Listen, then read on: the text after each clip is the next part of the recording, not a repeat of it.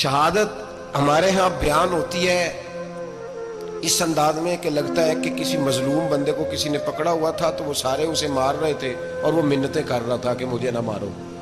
اتنی ہائے ہائے کی جاتی ہے کہ محسوس ہوتا ہے کہ امام علی مقام بڑے پریشان تھے کہ کسی طریقے سے، اور ان کا خاندان بڑا تکلیف میں تھا کہ جلدی کہیں کربلا سے نکل جائے.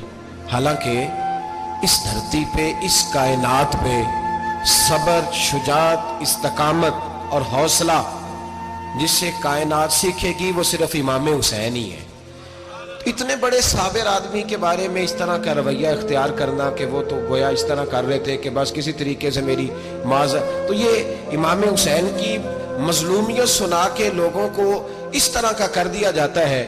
یہ انداز بتایا جاتا ہے کہ شاید واقعہ کربلا رونے دھونے کا نام ہے، حالانکہ بات یہ نہیں ہے. یزید کی لشکر جو امام حسین کے مقابلے میں آیا، امام حسین کے لشکر کی تعداد 72 تھی تو یزید نے 22,000. مجھے بتائیے 72 کا 22,000 سے کو مقابلہ ہوتا ہے؟ عمر بن سعد نے پھر عبید اللہ ابن زیاد کو لکھا کہ 22,000 بندے تھوڑے ہیں، کچھ بندے زیادہ بھیج. تو عمر بن سعد کو عبید اللہ ابن زیاد کہنے لگے کہ تو پاگل تو نہیں ہو گیا، 72 کے لشکر کا 22,000 بھیجا، اور کتنا بھیجوں؟ تو اس نے کہا تمہیں یہ نہیں پتا یہ لوگ کون ہیں؟ یہ مولا علی شیر خدا کی اولاد ہے. ان میں ایک ایک شخص ایسا ہے جو 1,000 کے مقابلے میں لڑنا جانتا ہے. تو یہاں کمزوری دکھائی جاتی ہے. ہمارے بچے سمجھنے لگے ہیں کہ یہ شاید کوئی ایسی داستان ہے، اور اس طرح کا ماحول ٹی وی پہ میں دیکھ رہا تھا، اس طرح کا ماحول بنایا جاتا ہے جیسے کوئی خوف ہے. یعنی واقعہ کربلا کوئی ایسا واقعہ جسے دیکھ کے خوف طاری ہو جائے، بچے راتوں کو ڈریں. وہ اکیلے درخت دکھائے جا رہے ہیں اور تیر دکھائے جا رہے ہیں. او یار، کیا قوم کی تربیت کر رہے ہیں؟ واقعہ کربلا حوصلے کا نام ہے، دلیری کا نام ہے. سنیں بات اصل میں کیا تھی، بڑے ٹھنڈے دماغ سے میری بات کو سمجھیے گا. حضرت مولا علی شیر خدا کے بعد مسلمانوں کے متفقہ امیر بنے تھے حضرت امیر معاویہ. انہیں امیر کس نے بنایا تھا؟ امام حسن نے، حضرت علی کے بڑے صاحبزادے. حضرت امام حسن نے ان سے صلح کی، انہیں خلافت دی، اور صحیح بخاری میں نبی پاک نے فرمایا تھا میرا بیٹا حسن سردار ہے، جب مسلمانوں کی جماعتوں میں لہو بہ جائے گا تو حسن ان کی صلح کرا دے گا. وہ صلح امام حسن نے کرائی، جناب امیر معاویہ امیر بن گئے. حضرت امیر معاویہ رضی اللہ تعالیٰ عنہ بڑا پیار کرتے تھے نبی پاک سے، بڑا احترام کرتے تھے حضور کے خاندان کا. ان کی جو اجتہادی خطائیں ہیں وہ اپنی جگہ پہ موجود ہیں. چونکہ امام حسن نے ان سے صلح کر لی، لہذا ہم بھی ان کے بارے میں کوئی جملہ کہنے کے مجاز، ہماری مجبوری امام حسن ہے. اس لیے کہ جسے امام حسن صحیح کہے پھر امام حسن کے ماننے والے کو اسے غلط نہیں کہنا چاہیے. حضرت امیر معاویہ رضی اللہ تعالیٰ عنہ کا جب وصال ہوا تو حضرت امام حسن پہلے ہی ان سے وصال کر گئے، آپ کو زہر دے دیا گیا، آپ شہید ہو گئے. امام حسین موجود تھے. تو یزید کے بارے میں لوگوں نے کہا جناب امیر معاویہ سے کہ یہ ٹھیک ہے، مناسب ہے، اور بہادر ہے، دلیر ہے، وہ جو ہوتے ہیں نا خوش آمدی ٹولہ. تو حضرت امیر معاویہ کے گرد بھی کچھ ایسے لوگ تھے، انہوں نے آپ سے کہا کہ یزید کو نامزد کر دیں. تو آپ نے یزید کو بلایا، حوالہ مجھ سے دیکھ لیجئے گا. بلا کے فرمایا کہ 3 بندوں کے سامنے اپنی خلافت پیش کرنا، اگر وہ تجھے مان جائیں تو امیر بن جانا، نہ مانے تو چپ کر کے گھر بیٹھ جانا. وہ 3 بندے کون ہیں؟ جناب عبداللہ ابن عباس، حضرت عبداللہ بن زبیر، اور امام حسین رضی اللہ تعالیٰ. یہ وصیت فرمائی جناب امیر معاویہ. حضرت امام حسین کی وہ شخصیت تھی کہ مشکات میں حدیث ہے، نبی پاک صلی اللہ تعالیٰ علیہ وسلم کی چچی جناب ام فضل صبح صبح گھبرائی حضور کی بارگاہ میں آئیں، عرض کی یا رسول اللہ صلی اللہ علیہ وسلم آج میں نے عجیب خواب دیکھا ہے، میں ڈر گئی ہوں. حضور نے فرمایا چچی کیا دیکھا؟ عرض کی حضور میں نے دیکھا ہے کہ آپ کے وجود کا گوشت کا ایک ٹکڑا کٹ کے میری جھولی میں آ گیا ہے. حضور یہ کیا ہے؟ تو محبوب خواب سن کے مسکرائے، فرمایا چچی یہ پریشانی والا خواب نہیں، یہ تو خوشی والا خواب ہے. اللہ فاطمہ کو بیٹا عطا کرے گا اور وہ تیری گود میں کھیلا کرے گا. چونکہ وہ میرے وجود کا ٹکڑا ہوگا لہذا خواب تجھے یہ آئی ہے. تو امام حسین پیدا ہوئے، امام حسن کی عمر ابھی 11 مہینے تھی. تو نبی پاک نے امام حسین کو جناب ام فضل اپنی چچی کی گود میں دے دیا کہ فاطمہ کے لیے دونوں بچے سنبھالنا مشکل ہوگا. وہ خواب اس طرح پوری ہوئی. امام حسین سے حضور نے بڑا پیار کیا، بڑی محبت فرمائی نبی پاک سے. کچھ حدیثیں میں نے جمعے میں عرض کی تھیں. حضرت ابو ہریرہ رضی اللہ تعالیٰ عنہ کہتے ہیں یہ واحد بچہ تھا حضور کے گھرانے کا کہ میں نے دیکھا کہ نبی پاک صلی اللہ علیہ وسلم بیٹھے تھے تو یہ حضور سے کہہ رہے ہیں، نبی پاک سے، کہ نانا جی اٹھ کے کھڑے ہو. کہتے ہیں حضور کھڑے ہو گئے تو کہنے لگے میں نے آپ کے برابر جانا ہے. بچے جو مرضی ضد کر لیتے ہیں نا. قد چھوٹا تھا, عمر 7.5 سال تھی. کہنے لگے نانا میں نے برابر جانا ہے. تو نبی پاک صلی اللہ علیہ وسلم نے ہاتھ پکڑ لیے, فرمایا چل پھر ہو جا برابر. تو حضرت ابو ہریرہ کہتے ہیں انہوں نے حضور نے ہاتھ پکڑے, اوپر کھینچا تو امام حسین نے پہلے اپنے پیر حضور کے گھٹنوں پہ رکھے, پھر نبی پاک کے سینے پہ رکھے, اور جب ان کا قد سر تھوڑا سا حضور سے اونچا ہو گیا تو محبوب فرمانے لگے چل بس کر, تو نے تو کہا تھا آپ کے برابر ہونا, تو اوپر نکل گیا ہے, چل بس کر. فرماتے ہیں پھر امام حسین نے زبان باہر نکالی تو محبوب ان کی زبان چوسنے لگے, پھر ساتھ لٹا لیا اور انہیں سونگھنے لگے. تو میں نے عرض کی حضور آپ حسین کو سونگتے کیوں ہیں؟ تو فرمایا ابو ہریرہ مجھے حسین کے وجود سے جنت کی خوشبو آتی ہے, مجھے حسین کے وجود سے جنت کی. ایک دن حضور گزر رہے تھے, اصل اس طرح تھا کہ یہ نبی پاک کا حجرہ تھا. جن لوگوں کو اللہ نے مدینے کی زیارت کرائی ہے وہ جان سکتے ہیں نبی پاک کا حجرہ تھا. تو حضور کے حجرے کی اس جانب یعنی مسجد کی جو بالکل سیدھ ہے اس کی بیک میں سیدہ فاطمہ رہتی.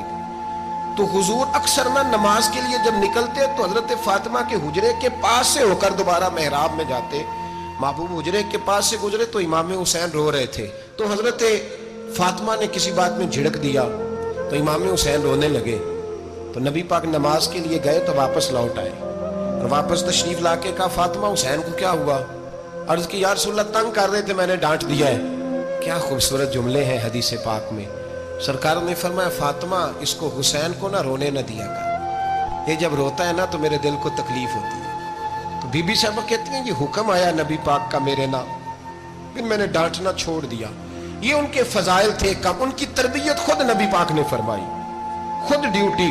میں کسی منطق کا فلسفہ میں اب تو اللہ تعالیٰ معاف کرے, پہلے ہم لوگوں کو کہتے تھے فلانی مجلس میں نہ جانا فلانی, اب تو مصیبت بن گئی ہے, جانے کی ضرورت نہیں, ہر شے موبائل میں آ گئی. مجھے بھیجتے ہیں کہتے ہیں حضرت صاحب یہ ذرا سننا, یہ ذرا سننا. کل کراچی سے کچھ مہمان آ گئے اور بچوں نے وہ کلپ سنبھال کے یہ مولوی دیکھو کیا کہتا ہے. اب آیتیں پڑھی جا رہی ہیں قرآن پاک کی, اتنا ٹکڑا یہاں سے لیتے ہیں, اتنا ٹکڑا یہاں سے لیتے ہیں, اور ملا کے پتہ نہیں کون سا مکسچر بنا رہے ہیں. کسی آیت کا ترجمہ نہیں, کوئی واضح حدیث نہیں. ایسے ہوا ہوگا پھر اس کو اس سے جوڑ لیں تو کیا بنتا ہے, اتنی جمع کر لیں. یہ کون سا دین ہے جو توڑ مروڑ کے بیان کر رہے ہیں؟ کون سا مذہب ہے؟ دین تو واضح کھلی کتاب ہے. اب ہمارا یہ شوق ہے, ہم ہر تماشا دیکھنا چاہتے ہیں, ہم اپنے لوگوں کی قدر نہیں کرتے اور بڑی بڑی دور جا کے ہم غلط معاملات میں جاتے ہیں, پھر ذہن ہمارے شکوک کا شکار ہوتے ہیں. ہمیں سمجھنا چاہیے کوئی ایسی کسی دلیل کی ضرورت نہیں ہے. جب ان کے واضح چیزیں ان کی کتابیں میں موجود ہے, حدیث میں موجود ہے, قرآن مجید میں ان کے فضائل کھل کے موجود ہے, تو دور جانے کی کیا ضرورت. حضور ان کی ٹریننگ کراتے تھے.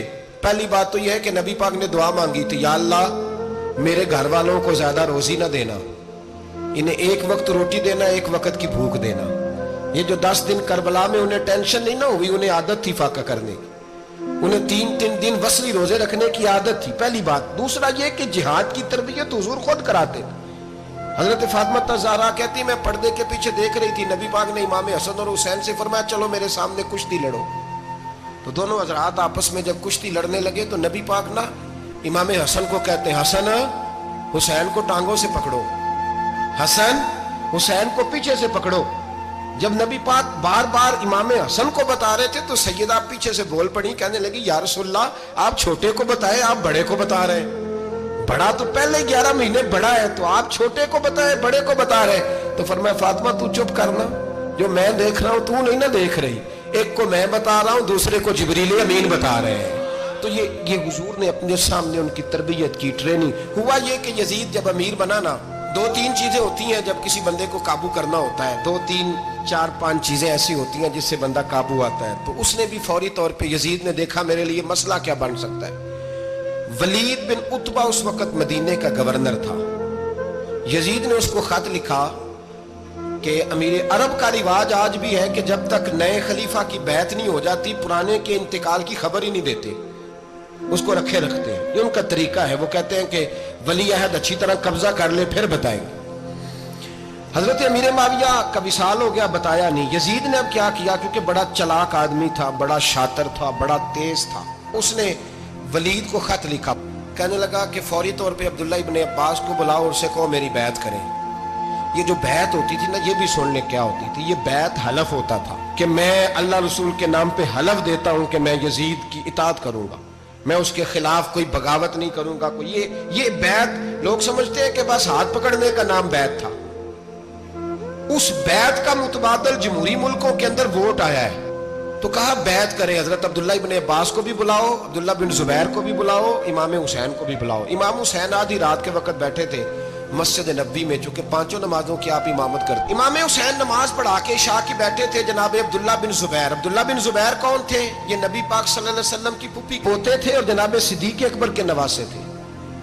حضرت عبداللہ بن زبیر اور جناب زبیر بن عوام عشرہ مبشرہ صحابی ہیں، ان کے بیٹے تھے. بہت زیرک آدمی تھے. یہ بھی امام حسین کے پاس بیٹھے تھے. عبداللہ ابن عباس بھی تھے جو حضور کے چچا کے بیٹے ہیں، اس امت کے پہلے مفسر ہیں قرآن پاک. یہ لوگ بیٹھے تھے. تو ولید نے ایک بندہ بھیجا، اس نے آ کے کہا جناب آپ کو گورنر صاحب نے بلایا ہے. تو عبداللہ بن زبیر کہنے لگے حسین اس وقت بلانے کی بات سمجھ میں نہیں آئی. تو امام حسین بڑے بصیرت والے تھے، اللہ نے بصیرت دی تھی. کہنے لگے عبداللہ آپ کو سمجھ نہیں آئی، مجھے سمجھ آ گئی ہے، امیر معاویہ وصال کر گئے اور یہ ہمیں جو بلایا گیا ہے نا، یہ یزید کی بیعت کے لیے بلایا گیا ہے. تو کہا پھر آپ آدھی رات کو نہ جائیں، آپ کے لیے خطرہ ہوگا. تو امام حسین فرمانے لگے خطرہ حسین کو نہیں ہوتا. نہیں کہا پھر بھی آپ مہربانی کریں ذرا احتیاط سے جائیں.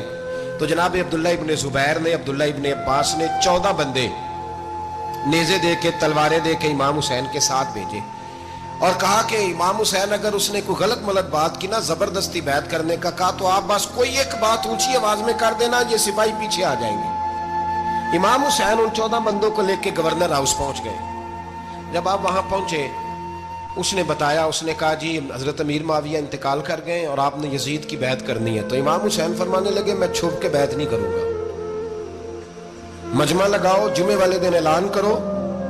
جو طریقہ ہے حضرت ابو بکر صدیق کا، جو طریقہ ہے حضرت عمر فاروق کا، جو انداز حضرت عثمان غنی کا ہے، جو مولا علی کا ہے، سر عام اعلان کرو. اگر ساری دنیا یزید کی بیعت کرے گی تو میں بھی تیار ہوں. تم مجھ سے بیعت لے کے پھر لوگوں کو بتانا چاہتے ہو کہ حسین بیعت کر رہے ہیں تو تم کیوں نہیں کر رہے؟ میں عام آدمی نہیں ہوں، لہذا چھپ کے بیعت نہیں کرتا. جب یہ بات کی نا تو ولید بڑا نرم دل تھا اور امام حسین کی شان کو جانتا تھا. وہ جانتا تھا یہ نبی پاک کا خاندان ہے. اس نے کہا جی مجھے تو حکم تھا، باقی آپ حضور کے نواز ہیں، میں کر کچھ. وہاں ایک بڑا بدبخت شخص بیٹھا تھا، عبد الملک بن مروان. وہ ولید سے کہنے لگا کہ اگر حسین آج تمہارے ہاتھ سے نکل گئے تو تمہارے لیے بہت بڑا مسئلہ کھڑا ہو جائے. انہیں جانے نہ دینا، یا بیعت کراؤ یا ان سے کہو جنگ کے لیے تیار ہو. تو امام حسین رضی اللہ تعالیٰ عنہ کے کانوں میں آواز گئی تو فرمانے لگے ابن مرجانہ، اگر تیرے اندر جرت ہے تو آ سامنے حسین کے، اس کے کانوں میں باتیں نہ کر، کانا پھوسی نہ کر، باہر آ میدان میں، شرارت نہ کر، باہر آ. میں تمہیں ابھی بتاتا ہوں کہ حسین سے مقابلہ کرنے کا انجام کیا ہے. یہ کہہ کہ امام حسین باہر نکلے، اپنے بھائی محمد بن انفیہ کو بلایا، عبداللہ بن زبیر، عبداللہ ابن عباس، ڈھیر سارے لوگ اکٹھے ہو گئے. فرمایا یہ معاملہ ہے، اب کیا کرنا ہے؟ تو وہ کہنے لگے حضور وقت ابھی مناسب نہیں ہے، آپ اس طرح کریں یہاں رکے، ہم مکے سے، عراق سے، کوفے سے لوگوں کو بلاتے ہیں، یہاں ایک بڑی مجلس مشاورت قائم کرتے ہیں. امام حسین فرمانے لگے اگر تم مشاورت قائم کرو گے تو ولید اور عبد الملک بن مروان وہ تو جنگ کرنے کو تیار ہے، اور نبی پاک نے فرمایا ایک مینڈا ہوگا جس کی وجہ سے مدینے کی گلیوں میں لہو بہے گا. فرمانے لگے میں وہ بکرا، وہ مینڈا نہیں بننا چاہتا. کہا پھر آپ کیا کریں گے؟ تو امام حسین رو پڑے. فرمانے لگے میں مدینہ چھوڑ جاؤں گا لیکن مدینے کی حرمت پامال نہیں ہونے دوں گا. امام علی مقام آدھی رات کے وقت نکلے. سیدہ فاطمہ کا دروازہ ایک اس دن تھا جس دن حضرت مولا علی کوفے چلے گئے اور دوبارہ آج تالا لگا جب امام حسین نکلے.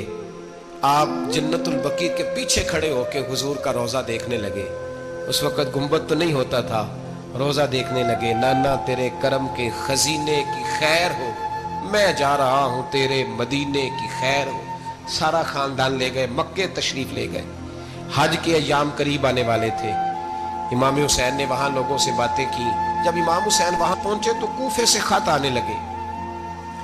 کوفہ حضرت علی کا دار الخلافہ تھا، وہاں آپ کے محبین، پیار کرنے والے ڈھیروں تھے. انہیں خط لکھے کہ حضور آپ چپ کر کے بیٹھے ہوئے ہیں اور ہمارے اوپر یزید مسلط ہو گیا ہے. آپ اگر میدان میں نہیں نکلیں گے، آپ نہیں آئیں گے تو ہم اللہ کی بارگاہ میں شکوہ کریں گے کہ کوئی ہماری कमान करने को तैयार ही नहीं हुआ। और वो खत 1 2 3 नहीं आए, वो खत इतने थे कि 3 बोरियों में भरे थे इमाम हुसैन, 3 बोरियों में। अब मजबूरी हो जाती है, हक के लिए कई दफा बात करना मजबूरी होती है, अगर नहीं करेगा तो फिर इसको भी कब्र में जवाब देना पड़ेगा। इमाम अली मकाम रदी अल्लाह ताला अन्हो ने मक्के में अब लोगों को जमा किया मशवरे के लिए। हर बंदे ने कहा हुजूर वो बुला तो रहे हैं पर अपने वादों के पक्के। कहा हुजूर वो पक्के नहीं, आप ना जाए। हर बंदे ने कहा हालात ठीक नहीं, हालात ग्राउंड रियलिटी सही नहीं। यही मशवरा आज भी हर बंदा देता है, अभी हालात नहीं। इतने खराब हालात कभी नहीं हुए थे जितने इमाम हुसैन के दौर में थे। लेकिन फरमाया मैं दीन के खिलाफ गलत हुक्मरान को मुसल्लत होने की इजाजत, बोल के बताइए, बोल के, गलत हुक्मरान को मुसल्लत होने की इजाजत, मुज़ाहमत करूंगा, मुखालफत करूंगा। इमाम कहने लगे कोई बात नहीं, वो मेरे साथ चले ना चले लेकिन मैं कूफे जाऊंगा। वो लोग मेरे साथ खड़ा होने को तैयार है तो वो झूठ है या सच है पर मैं चलूंगा। जब इमाम अली मकाम ने इसरार फरमाया तो जो आपके करीबी सहाबा किराम की औलादें थी सारी, ये भी अब बीमारी है। कुछ लोग कहते हैं जी सहाबा नहीं साथ चले, तो मैं कहता हूँ अहले बैत नबुव्वत के तो कुल अफराद 21 थे, तो 72 में बाकी औलादें किसकी थी? वो सारी सहाबा की औलादें थी। वो सारे, पता नहीं क्यों इस तरह का फलसफा बयान किया जाता है जिसमें हालात खराब हो। हजरत सैयदना इमाम अली मकाम को जब बहुत ज्यादा कहा गया ना, तो इमाम हुसैन रदी अल्लाह ताला उन्होंने फरमाया चलो मैं एक काम करता हूँ, मुस्लिम बिन अकील को भेजता हूँ। हजरत अली के भतीजे हैं, इमाम हुसैन रदी अल्लाह ताला अन्हो के चचा के बेटे हैं, हजरत अकील के साहिबजादे मुस्लिम बिन अकील। बड़े समझदार आदमी थे, मामला फहम थे, बड़े जर्री थे। इतना जबरदस्त मशवरा कम लोग देते हैं जितना हजरत मुस्लिम बिन अकील देते थे। उनको भेजा गया कूफे। अब उसमें बड़ी तफसील है, वो अपने 2 बच्चे भी ले गए। जब वो कूफे पहुंचे ना, तो कूफे पर जनाब नुमान बिन बशीर की हुकूमत थी। आप गवर्नर थे और अहले बैत से बड़ी अकीदत रखने वाले, नरम रवैया। उबैदुल्लाह इब्ने ज़ियाद कूफे का गवर्नर नहीं था, ये किसी और इलाके का था। जब आप वहां पहुंचे तो नुमान बिन बशीर ने देखा कि हजरत मुस्लिम बिन अकील आए हैं, तो लोग दौड़े उनकी बैत करने, भागे। इतने लोग जमा हुए कि एक दिन में 17,000 आदमी ने बैत कर ली।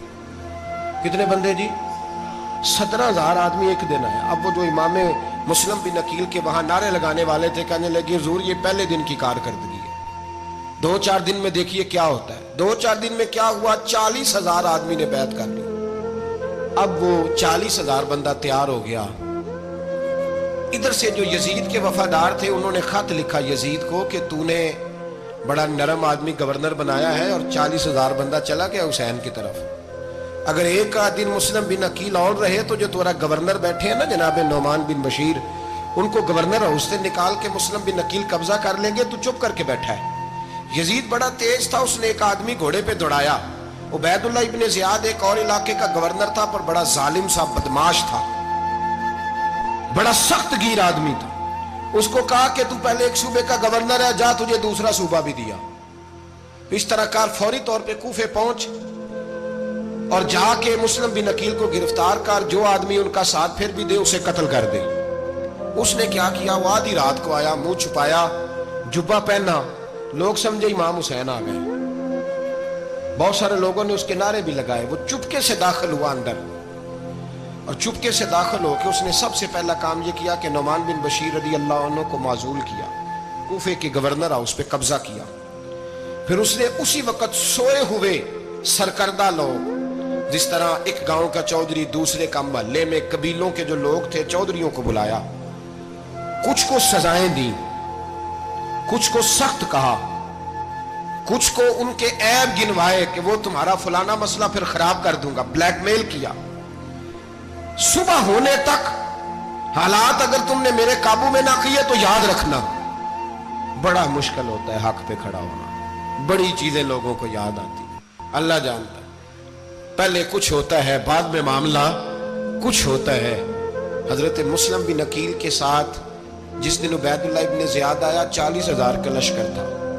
अगले दिन सुबह हुई, अगले दिन तो ये हाल हो गया कि आप जब कूफे की जामे मस्जिद में जोर की नमाज के लिए गए तो 5-7 हज़ार आदमी नमाज पढ़ने आया। اور جب مغرب کا وقت آیا تو لوگوں نے چند ہزار لوگ رہ گئے, نماز کی نیت باندھی. توجہ کرنا میری بات پہ, ایک مسئلہ بھی سمجھ میں آئے گا.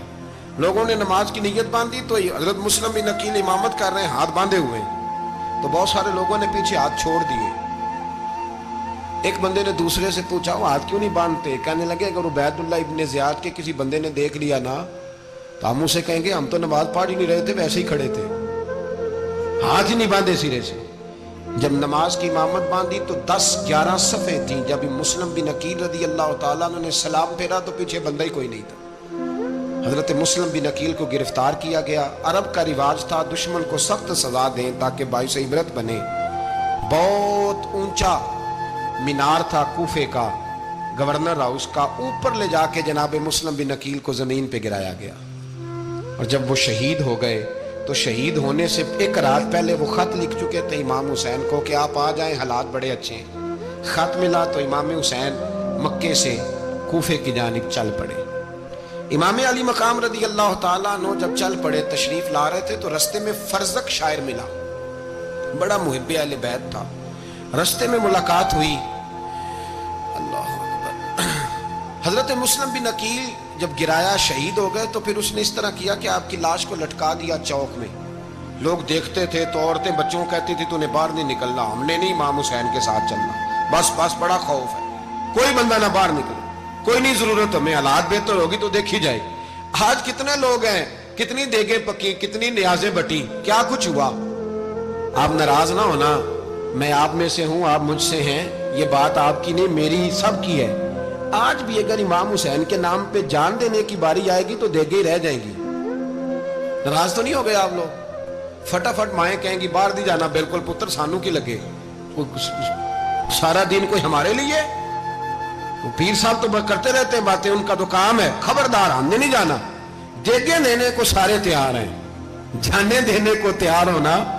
ناراض ہو گئے آپ لوگ؟ چلو کوئی نہیں, ہو جاؤ, خیر صلی اللہ, بات تو ٹھیک کر رہا ہوں نا. حضرت امام حسین رضی اللہ تعالیٰ عنہ نے فرزق شاعر رستے میں ملا تو امام حسین کو کہنے لگا کہاں جا رہے ہیں؟ فرمایا میں کوفے جا رہا ہوں. کہنے لگا حضور نہ جائیے گا, لوگوں کے دل آپ کے ساتھ ہیں, تلواریں آپ کے ساتھ نہیں. سیدنا امام حسین رضی اللہ تعالیٰ عنہ کو آ کے کہا حضور وہ سارے کوفے والے مانتے ہیں کہ بات حسین کی ٹھیک ہے لیکن آپ کی سپورٹ نہیں کریں گے. اور اگلی بات فرزق نے یہ کی کہ حضور میں حضرت مسلم بن عقیل کی لاش کو لٹکی ہوئی دیکھ کے آیا ہوں کوفے کے چوک میں. بڑا ہی خوبصورت فکرہ ہے امام حسین کا. فرمانے لگے میرا بھائی لٹکا ہوا تھا, کہیں کسی کے آگے جھکا تو نہیں تھا؟ لٹکا ہی تھا نا, کہیں جھکا تو نہیں کسی کے آگے؟ کہا حضور نہیں. تو آپ فرمانے لگے اگر مسلم بن عقیل لٹک گیا تو حسین بھی لٹک جائے گا, لیکن جھکے گا. حضرت امام حسین تشریف لائے, بچوں سمیت آئے. حر بن یزید ایک شخص تھا. حر بن یزید ایک مختصر سا لشکر لے کے اس نے امام حسین کو ایک جگہ پہ روکا, پھر دوسری جگہ پہ روکا, بالآخر تیسری جگہ پہ روکا. تو امام حسین نے فرمایا جگہ کون سی ہے؟ کہا حضور کرب و بلا. فرمایا بس یہی خیمے لگا دو, یہی. حضرت سیدہ زینب نے پوچھا امام حسین سے کہ سارے زمانے نے روکا ہے, ٹھیک ہے آپ حق پہ ہیں, یہ بھی سب نے کہا آپ حق پہ ہیں, پر روکا بھی سب نے, آپ روکے کیوں نہیں؟ تو ابن کثیر اور ابن اسیر لکھتے ہیں کہ امام حسین رو پڑے. کہنے لگے بہن میں رک جاتا پر میں نے رات کو نانا مصطفیٰ کو خواب میں دیکھا ہے. تو حضور نے فرمایا حسین اگر آج یہ رواج پڑ گیا نا یزید جیسے لوگوں کا تو قیامت تک پڑا رہے گا. پھر لوگ کہیں گے کوئی نکلا نہیں تھا تو ہمیں بھی نکلنا. پھر لوگ ظالموں کے سامنے گردنیں جھکانے کے عادی ہو جائیں. میں کہتا رہتا ہوں, کہہ رہا ہوں, کربلا کی جنگ کفر اسلام کی جنگ نہیں, کفر اسلام کی جنگ نہیں کربلا کی. کیونکہ یزید تو بڑا پکا نمازی تھا, خطبہ دیتا تھا وہ تو. جب امام حسین رضی اللہ تعالیٰ عنہ نے کربلا کے میدان میں جمعے کا دن تھا تو یزید کے سامنے کو بات کرنی شروع کی, عمر بن سعد کے سامنے. تو عمر بن سعد کہنے لگا حسین زیادہ باتیں نہ کر, ہمارا جمعہ لیٹ ہو رہا ہے, جنگ کے لیے تیار ہو, فٹافٹ آ. اہل بیت نبوت کو قتل کریں گے اور قتل کے بعد پھر نماز پڑھیں گے اور پھر کہیں گے اللہم صلی علی محمد وعلی آل محمد, اسی نماز میں پھر درود بھی پڑھیں گے. یہ کیسا مرتبہ ہے, کیسا انداز ہے, دوستی قاتل سے بھی مقتول سے یارانہ بھی. امام حسین نے حر بن یزید امام حسین سے کہنے لگا مجھے حکم ہے آپ کو روکنے کا, آپ آگے نہیں جا سکتے. امام صاحب نے فرمایا وجہ زمین اللہ کی ہے. اس نے کہا آپ بیعت نہیں کر رہے, یزید کی حالات آپ کے حق میں درست نہیں ہیں, آپ نہیں جائیں گے. امام روک گئے. ظہر کی نماز کا وقت ہوا تو حضرت علی اکبر امام حسین کے بڑے صاحبزادے, انہوں نے اذان ظہر پڑھی تو حور بن یزید کے لشکر نے امام حسین کے پیچھے نماز ادا کی. کہا بھئی تم مقابلے میں آئے ہو, نماز پیچھے پڑھتے ہو؟ کہا حضور مقابلہ تو تلواروں سے کر رہے ہیں, پر ہمارا دل تو مانتا ہے نا کہ مصطفیٰ کا نواسہ بڑی شان والا ہے. حور بن یزید نے 3 نمازیں لشکر سمیت امام حسین کے پیچھے پڑھی ہیں. 3 نمازیں, ظہر اثر اور مغرب. پھر امام حسین کے سامنے شرائط پیش کی کہ آپ کو یہاں گھیر لیا گیا ہے, یہاں آپ بیعت کریں گے, یہاں آپ جنگ کریں گے, 2 ہی باتیں. امام حسین نے فرمایا نہیں بھائی, بیعت تو میں نہیں کرتا, اس کے علاوہ تم جو کہتے ہو میں کرنے کو تیار ہوں. اس نے خط لکھا. عبید اللہ ابن زیاد کو ایک بندہ دوڑایا پیچھے کوفے, چند میل پہ کوفہ تھا. کہا وہ نہیں مان رہے, کیا کرنا ہے؟ تو حسین ابن علی ہے, میں زیادہ دیر انہیں روک بھی نہیں سکتا. انہوں نے پیغام دیا حور بن یزید کو کہ کرنا کچھ بھی نہیں, ان کا پانی بند کر دو, بلیک میل کرو, کھانا پانی نہیں ملے گا, چھوٹے چھوٹے بچے ہیں, خود ہی مان جائیں گے. حضرت امام علی مقام کے بارے میں حور کے پاس جب یہ پیغام آیا تو حور کہنے لگا میری طبیعت نہیں مانتی حسین پر پانی بند کروں, دل نہیں مانتا. جب یہ لفظ کہے نا دوبارہ تو پھر عبید اللہ ابن زیاد نے عمر بن سعد کو 10,000 آدمی دے کے بھیجا. کہا حور بن یزید لچک دکھا رہا ہے حسین کے حق میں. ایک رے کا علاقہ تھا, بڑی وہاں فصل ہوتی تھی, لوگ کوشش کرتے تھے وہاں کا گورنر بننے کی, کوشش کرتے تھے. تو عبید اللہ ابن زیاد کہنے لگا تمہیں رے کی گورنری ملے گی, سب سے سرسبز و شاداب علاقہ, تمہیں وہاں کا گورنر بنایا جائے گا اگر حسین کے خلاف لڑو گے. یہ اتنی زبردست ہوتی ہیں گورنریاں کہ گورنریوں کے لیے لوگ نسل رسول کے خلاف بھی نکل آتے ہیں. یہ اتنی تگڑی ہوتی ہیں, اتنی جلدی وفاداریاں بدلتی ہیں. وقت اتنا نہیں کہ میں مزید تفصیل میں جاؤں. امام حسین کو روک لیا گیا, عمر بن سعد نے روک لیا. 1 محرم کو امام آئے, 7 محرم تا روکا گیا, 7 محرم کو پانی بند کر دیا. جانور پانی پیتے تھے, گھوڑے پیتے تھے, کتے پیتے تھے, لیکن مصطفیٰ کے گھرانے کو پانی پینے کی اجازت. 3 دن تک پانی بند رہا. 9 محرم کو عمر بن سعد نے اور لوگ بلائے. شمر ایک بڑا سخت آدمی تھا, سنگ دل بدبخت, جس نے حضرت علی اصغر کے گلے پر تیر مارا تھا, وہ اور لشکر لے کے آیا. رات کو کہنے لگا امام حسین رضی اللہ تعالیٰ عنہ سے کہ بس بڑا ہو گیا, یہ 9-10 محرم کی درمیانی رات, یہاں آپ جنگ کریں گے یا آپ بیعت کریں گے, 2 ہی باتیں. امام حسین اندر گئے, سیدہ زینب سے مشورہ کیا, باہر آئے, فرمایا بات وہی ہے جو پہلے دن والی ہے. امام حسین رضی اللہ تعالیٰ عنہ نے فرمایا بھئی بیعت تو میں نہیں کرتا, باقی جو تمہارا پروگرام ہے. شمر اور ابن سعد کہنے لگے پھر جنگ کے لیے تیار ہو جائیں. کیا انداز ہے امام حسین کا. فرمانے لگے کل جنگ کروں گا, مجھے پتا تو ہے جنگ کا نتیجہ کیا نکلنا ہے, 1 رات مجھے دے دو تاکہ میں کھل کے اپنے رب کی عبادت تو کر لوں. حسین نے جانا ہے, مجھے پتا ہے کل رزلٹ 72 اور 22,000 کا کیا 1 رات مجھے دو, میں مالک سے راز نیاز تو کروں. میں گویا اس سے پوچھوں تو صحیح کہ مالک میرے والد بھی شہید ہیں, بھائی بھی شہید ہیں, نانا کو بھی دکھوں میں دیکھا ہے, تو اب میری باری ہے تو مالک میں حاضر ہوں, مجھے موقع تو دو.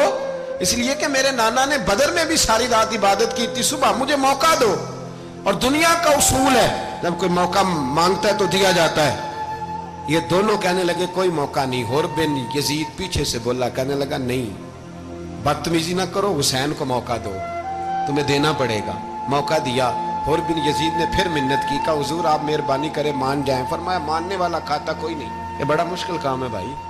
ضمیر کا سودا اب تو عام ہو گیا, بازار لگتے ہیں, ریٹ لگتے ہیں, اپنی اپنی چاہتوں پہ لوگوں نے اپنے اپنے انداز سجائے ہوئے. کوئی آدمی بس اچھے طریقے سے نام لے لے تو بس ہم اس کے پیچھے چل جاتے ہیں.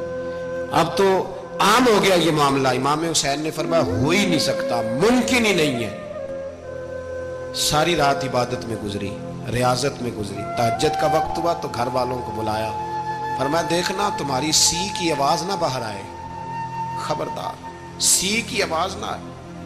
اور امام زین العابدین سے فرمایا تو بیمار ہے, تو جہاد نہیں کرے گا, لیکن خیال رکھنا پیچھے. اور بڑی قیمتی بات بتا رہا ہوں, ہماری بیویاں کسی کے گھر میت ہو جائے تو 4 دن بخار نہیں اترتا, امام علی مقام نے سیدہ زینب سے فرمایا تو بڑی ہے میری بہن ہے، پیچھے سارے بچے ہیں جوان ہیں، ان کے حوصلے تیری ذمہ داری ہے۔ صبح جنگ کا طبل بجنے لگا، فجر کی نماز پڑھی، سورج چڑھا، 10 محرم کا دن جمعے کا وقت، جناب سیدنا امام حسین رضی اللہ تعالیٰ عنہ نے ریت پر سجدے کیے، لمبے سجدے، لمبی نماز، سورۃ الشمس کی آیات دوسری رکعت میں پڑھی تو سارا کربلا گونجنے لگا۔ کیا انداز تکلم تھا امام علی مقام کا۔ نماز مکمل ہوئی تو حور بن یزید، عمر بن سعد اور شیمر سے کہنے لگے واقعی حسین سے لڑو گے؟ پتہ نہیں کون ہے۔ قل لا اسألکم علیہ اجرا، تم نے نہیں پڑھا؟ الا المودۃ فی القربى، تمہاری آنکھیں بند ہیں۔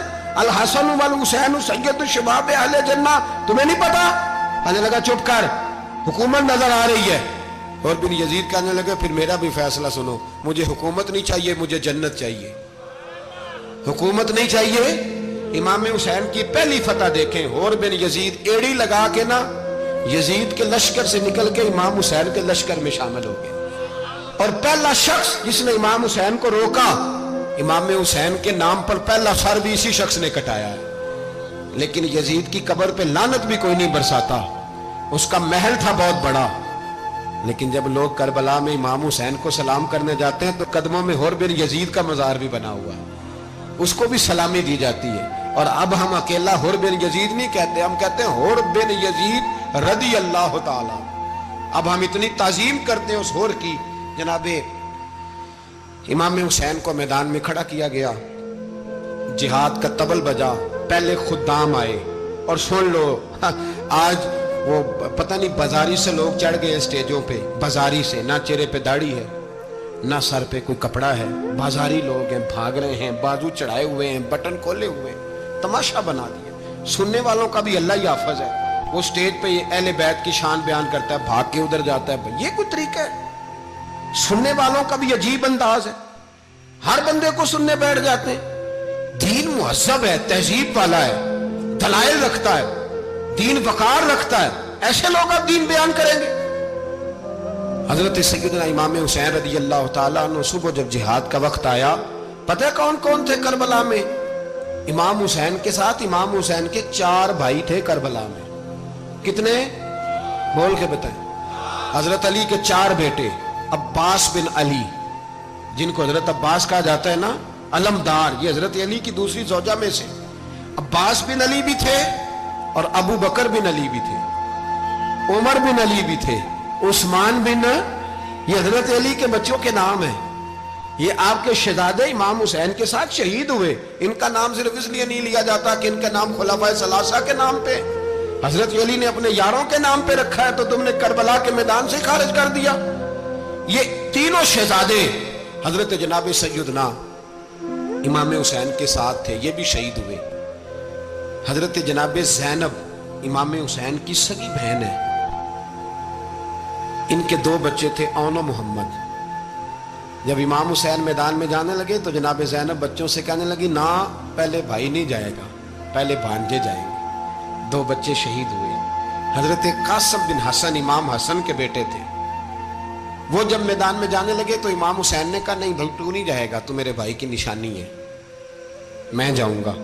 تو حضرت قاسم بن حسن نے ایک تعویذ کھول کے دیا کہ ابا جی میرے والد نے کہا تھا جب بڑی مشکل آ جائے تو تعویذ کھول کے دیکھنا، تو آج بڑی مشکل آئی ہے تو میں نے تعویذ کھولا ہے، تو یہ دیکھیں کیا لکھا ہے، یہ تو رکا ہے، تعویذ ہے ہی نہیں۔ جب کھول کے دیکھا تو اس پہ لکھا تھا قاسم اگر حسین پہ کوئی کڑا وقت آ جائے تو بیٹھ کے آگے آگے رہنا، اگر کڑا وقت میرے بھائی پہ کبھی آ جائے نا، دیکھنا اس کے آگے آگے چلنا، اسے حسن کی کمی نہ محسوس ہو، پائیاں جہاں ساکھ نہیں کوئی جے وچ خار نہ ہوئے۔ سیدنا امام حسین پہلی دفعہ کربلا میں اس وقت روئے جب یہ رکا، آپ نے دیکھا تو فرمایا ٹھیک ہے، اگر حسن کی یہ وصیت ہے تو میں نے زندگی میں اگر ان کی ہر بات مانی ہے اب بھی مانوں گا، تمہیں اجازت ہے۔ جناب قاسم بن حسن 16 سال کا جوان جب میدان میں نکلے تو ہائے ہائے پتہ نہیں کہاں سے آ گئی ہے۔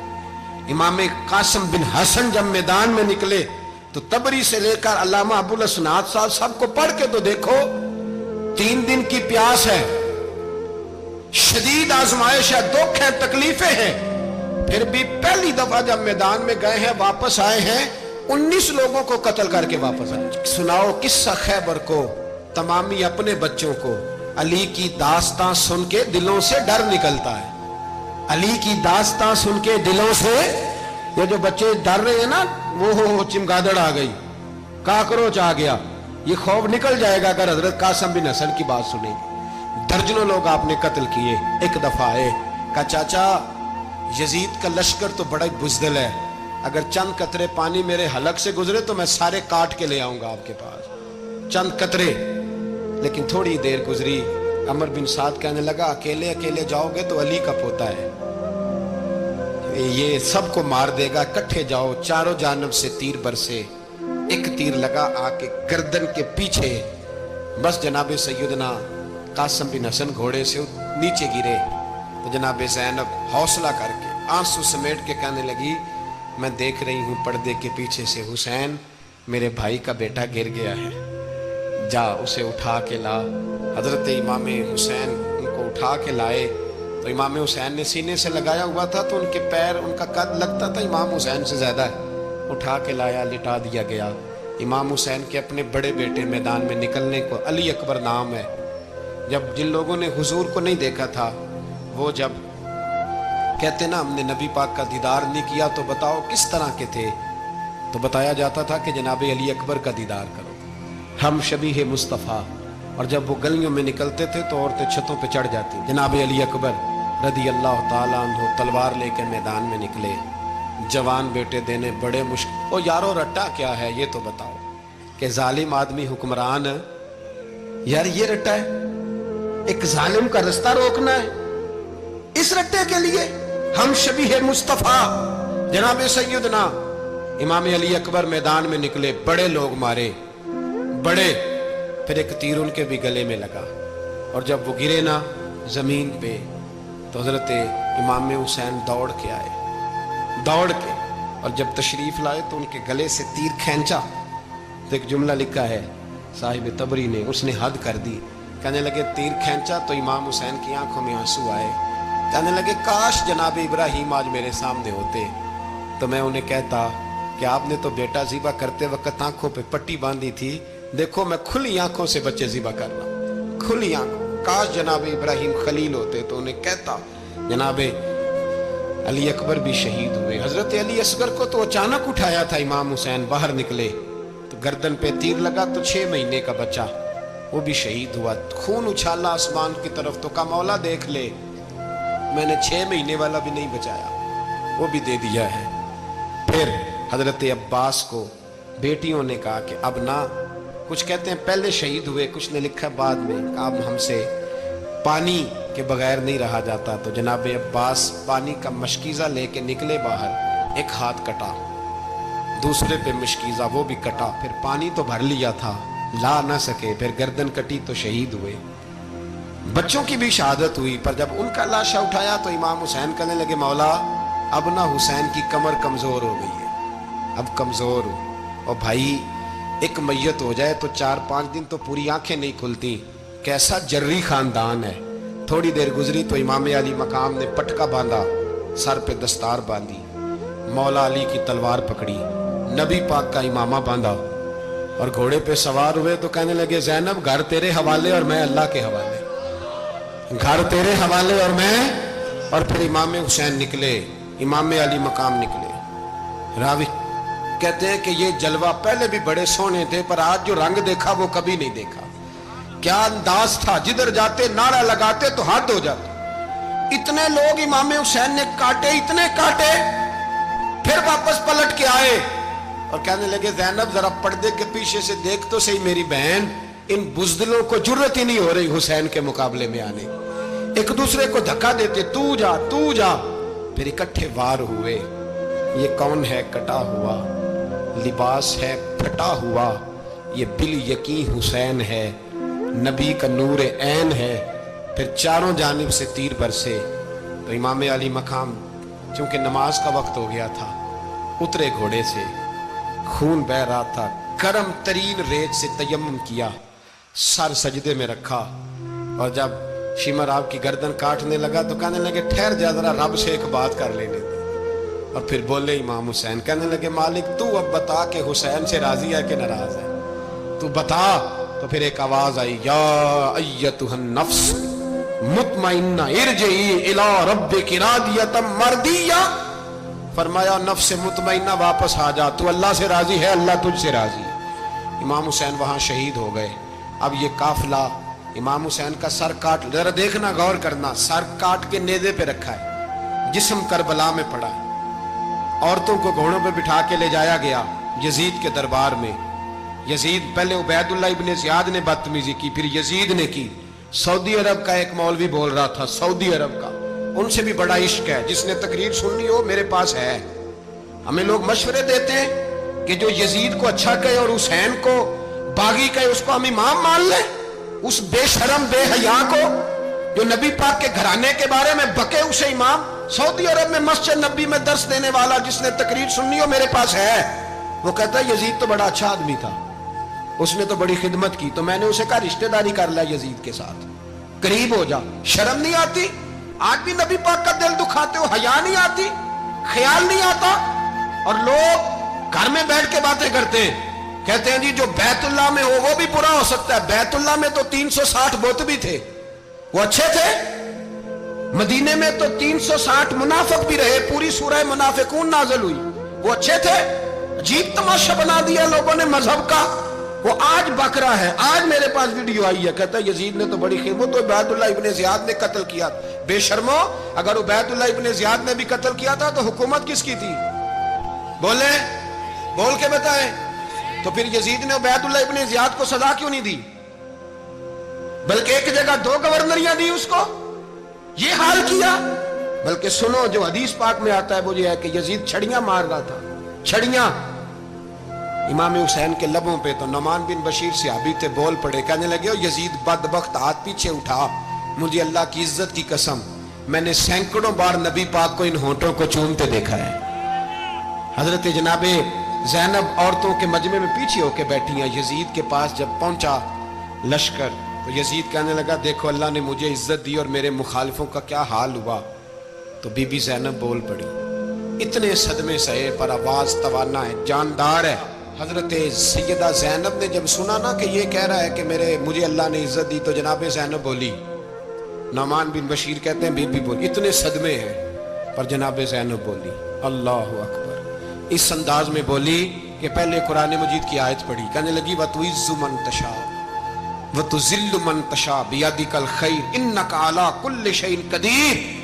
और फिर कहने लगी यजीद तू बकता है, कहता है कि तू इज्जत वाला हो गया, ये तेरी हुकूमत है, 4 दिन गुजरने दे, तुझ पे कोई लानत भी नहीं बरसाएगा और मेरे भाई का कयामत तक मिंबरों में और खुतबों में जिक्र हुआ करेगा, वक्त गुजरने दे।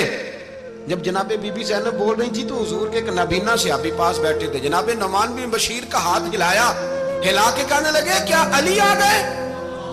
तो अली की आवाज लगती है, जिब्रील अमी बोल रहे हों जैसे, हिकमत के गोहर रोल रहे हों जैसे, दरबार दमिश्क में बीबी ज़ैनब का खिताब, मिंबर पे अली बोल रहे हों जैसे। मेरे भाई बस करबला वाला काफिला तो मदीने पहुंच गया। 3 साल यजीद ने हुकूमत की, शराबें आम हो गई, मक्के पे हमला हुआ, खाना काबा का गुलाफ जला, मदीने पे उसने हमला किया। 3 दिन मस्जिद नबवी में उसने घोड़े बांधे, मस्जिद नबवी में सहाबा को निकाल के अपना उसने इमाम मुकर्रर किया, लेकिन फिर उम्मत ने उसे कबूल न किया, फिर वो रुसवा हुआ और आज तक वो रुसवा है। लेकिन इमाम हुसैन का नाम कल भी जिंदा था और आज भी